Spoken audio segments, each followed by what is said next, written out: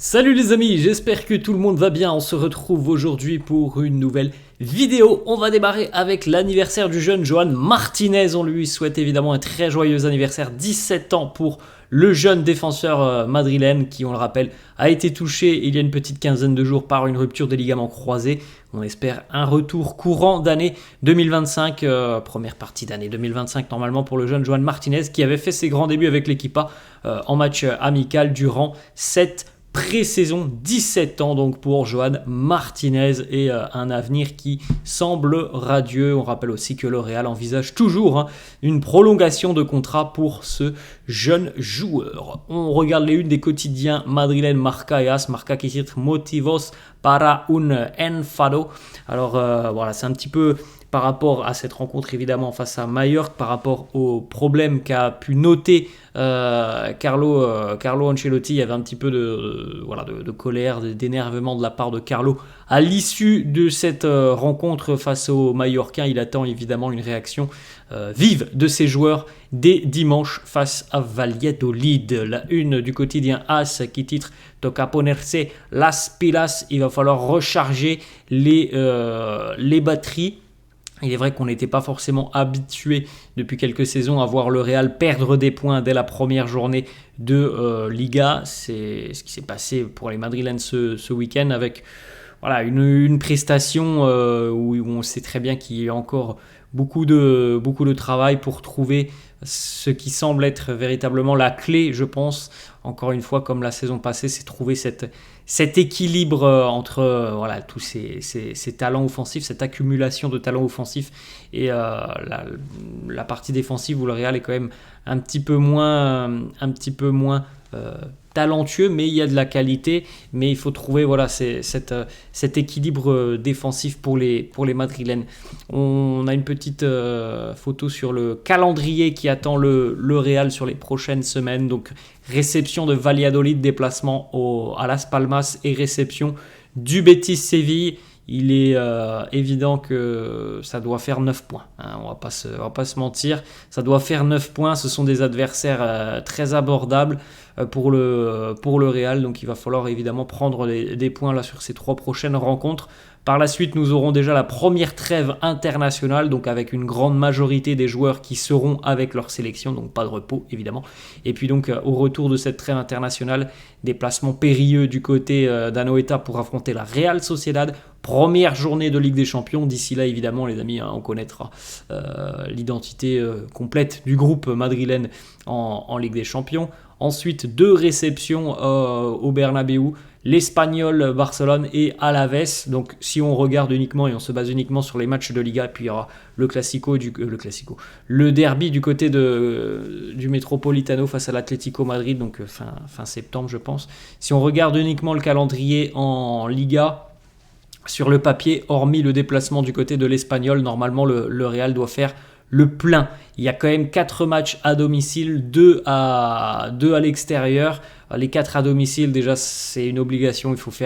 Il faut absolument faire 12 points. Ce sont des adversaires très abordables. Alors oui, peut-être que le Betis peut donner un petit peu de fil à retordre, mais normalement quand même, le Real à la maison doit être en mesure de battre cette équipe du Betis. Et puis regardez quand même, Alaves, l'Espagnol et Valladolid, ce sont des équipes qui vont lutter pour leur maintien. On a 2 promus dans le lot en plus, donc il faut déjà être très ambitieux jusqu'à la mi-septembre, le plein de points en Liga. On enchaîne les amis avec les statistiques sur la série actuelle du Real. 33 matchs consécutifs sans la moindre défaite en Liga, et puis aussi 28 matchs consécutifs, toutes compétitions confondues, sans la moindre défaite. C'est pas compliqué. Le Real a perdu 2 matchs la saison dernière. Ces 2 matchs ont été perdus face à l'Atlético, un en Liga et un en Coupe du Roi. On poursuit avec une petite information aussi. Pour remporter la Liga, le Real va devoir briser la malédiction du champion. Sur les 5 dernières saisons, le champion donc de l'année précédente n'a pas gagné lors du match d'ouverture et au final, il n'a pas remporté le championnat. Donc le Real a mal démarré. On espère qu'il y aura un dénouement plus heureux en fin de saison. On rappelle par exemple aussi que le Real l'année dernière avait brisé la malédiction de l'Etihad Stadium du côté de Manchester City. Donc voilà, cette saison, il faudra être vigilant tout au long de la saison avec ce duel à distance certainement avec le Barça. Peut-être aussi avec l'Atlético Madrid qui a d'ailleurs fait match nul hier de partout du côté de la Ceramica à Villarreal. La petite information, 2 jours de repos pour les joueurs. Peut-être déjà quand même un petit peu de fatigue au vu de la pré-saison, au vu des deux premières rencontres. C'est vrai qu'on n'a pas vu une équipe hyper fraîche face à Majorque. Alors il y avait des conditions climatiques aussi, beaucoup d'humidité, il faisait très chaud en plus encore du côté de Majorque malgré l'horaire tardif de cette rencontre. Donc voilà, déjà 2 jours de repos, pas d'entraînement hier, pas d'entraînement aujourd'hui, reprise de l'entraînement demain. Même s'il n'y avait pas d'entraînement hier au centre d'entraînement, Hendrik lui en a profité pour continuer ses séances de musculation en photo chez lui avec voilà, les petites photos qu'il nous a repostées sur les réseaux sociaux où on le voit toujours en train de se muscler, de s'affûter au plus haut niveau. Arda Güler et Hendrik d'ailleurs qui se sont entraînés directement à l'issue de la rencontre face à Majorque sur la pelouse du club majorquin. Eux qui n'ont pas eu le temps de jeu qu'ils souhaitent, évidemment, je pense. Ils aimeraient avoir un petit peu plus de temps de jeu. Ils ne l'ont pas pour le moment. Peut-être que ça changera d'ici quelques semaines. On rappelle que Carlo hier a annoncé qu'il y aurait une certaine forme de rotation dès lors que la Ligue des Champions va démarrer. Donc voilà, dans 3 semaines à peu près, 3 semaines, 1 mois. Donc voilà, ils se sont entraînés hier du côté de Majorque à l'issue de la rencontre. Ferland Mendy, vous savez, Ferland, victime d'un carton rouge après son très vilain geste sur Vedat Muriqi. Il est venu à l'issue de la rencontre pour s'excuser auprès de Muriqi par rapport à ce tacle, évidemment. Un tacle très très très dangereux qui mérite amplement le carton rouge. Bon, il a pété un câble, il a disjoncté Ferland. Ça peut arriver, mais bon, c'est dommage quand même parce qu'il se prive, lui, au minimum d'un match, et ça sera peut-être même plus parce que c'est une faute très dangereuse. Et il prive aussi l'équipe, évidemment, défensivement.